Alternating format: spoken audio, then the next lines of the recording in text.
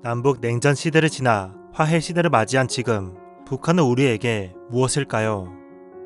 북미 정상회담을 시작으로 본격적인 국제 무대에 선 북한. 우리는 무엇을 준비해야 할까요?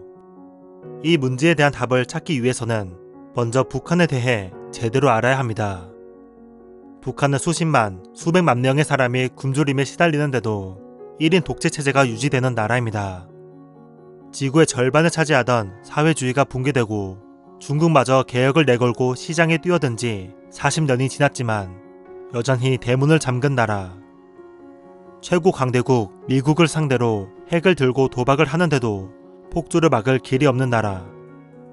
그런 와중에 전문가들도 현기증을 느낀다고 할 만큼 순식간에 판을 바꿔 트럼프와 협상의 장을 연 나라가 북한입니다. 이 불가사의한 독재 국가를 누가 어떻게 굴리고 있는지 KBS 제작팀이 제대로 파헤치기로 했습니다. 책 누가 북한을 움직이는가입니다. 28살의 김정은이 3대 세습으로 권력을 이어받은 지 어느덧 7년이 지났습니다. 책은 두 가지 키워드, 파워 엘리트와 달러 히어로즈로 김정은과 북한을 분석합니다. 북한은 왕조 국가입니다. 사회주의를 내세우지만 겉모양에 불과하죠. 왕만 세습이 이루어지는 게 아닙니다.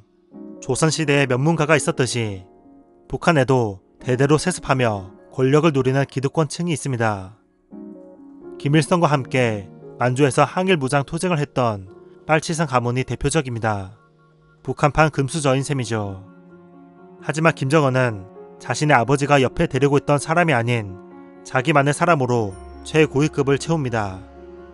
확실한 세대 교체가 필요했기 때문입니다. 김정일은 죽기 전에 아들 김정은의 세습을 도와줄 후견인 그룹을 만들었습니다. 하지만 김정은은 노동당 제1비서에 오르자마자 자신을 도와주었던 이들을 숙청했습니다. 후견인 세력은 김정은 입장에서 보면 양날의 칼과 같은 존재였기 때문입니다. 최고위층마저 거침없이 숙청되는 것을 본 엘리트들은 김정은에게 충성심을 증명할 수밖에 없었습니다. 숙청된 자리는 테크노크라트로 채워졌습니다.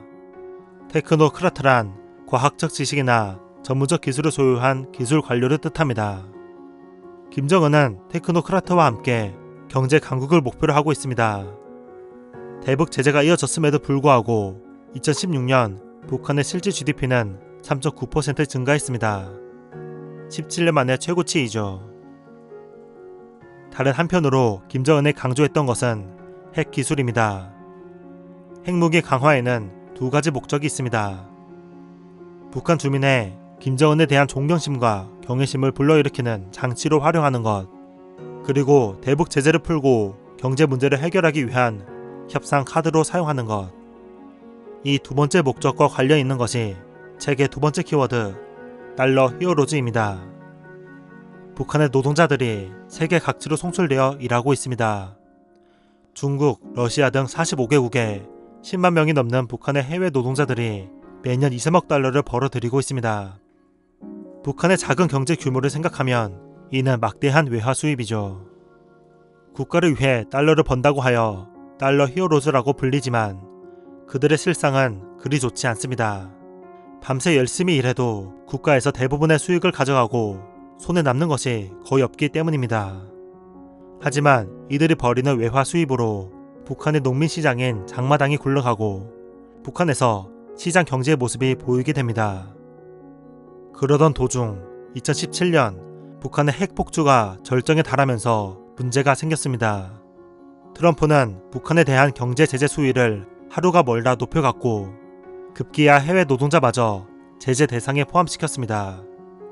북한 노동자의 신규 송출 금지, 비자가 만료된 노동자의 기간 연장 불허, 현재 일하고 있는 노동자의 귀국 조치 등 점점 강도를 높여가며 북한 경제의 숨통을 쥐어갔습니다. 2017년 영국 파이낸셜 타임즈는 대북 제재로 인한 무역 적자로 이르면 2018년 북한이 외환 위기에 직면할 것이라 보도했습니다. 이미 대중 무역 적자가 17억 달러에 달한 북한은 더 이상 미국의 압박에 견딜 수 없었습니다. 책 누가 북한을 움직이는가는 최근 김정은의 태세 전환을 이렇게 설명합니다. 점점 숨통을 죄어오는 대북 제재 속에서 김정은은 결단을 내려야만 했다. 이대로 숨죽이며 세계 천덕꾸러기로 전락해 고립될 것인가, 아니면 새로운 선택으로 길을 뚫고 나갈 것인가. 그에게 다른 선택지는 없었다. 북한이 정상 국가라는 것을 보여주고 자신 또한 내치와 외교를 능숙하게 해내는 정상적인 정치 지도자라는 점을 남한은 물론 온 세계에 분명하게 각인시킬 필요가 있었다. 김정은이 갑자기 우리랑 잘 먹고 잘 살기 위해 평화에 대한 목소리를 낸 것이 아니라는 것입니다. 뒷배경이 있었던 거죠. 그리고 지금 북한은 중국식 개혁과 발전 모델을 꿈꾸고 있습니다. 체제를 유지하면서 개방과 개혁을 점진적으로 이루는 것입니다. 김정은, 트럼프, 그리고 우리 정부는 전 세계가 주목하는 협상을 진행하고 있습니다. 이 협상을 마지막까지 성공적으로 이끌기 위해 북한의 숨겨진 의도와 목적을 한번 되짚어 봅시다. 잭그림이었습니다. 감사합니다.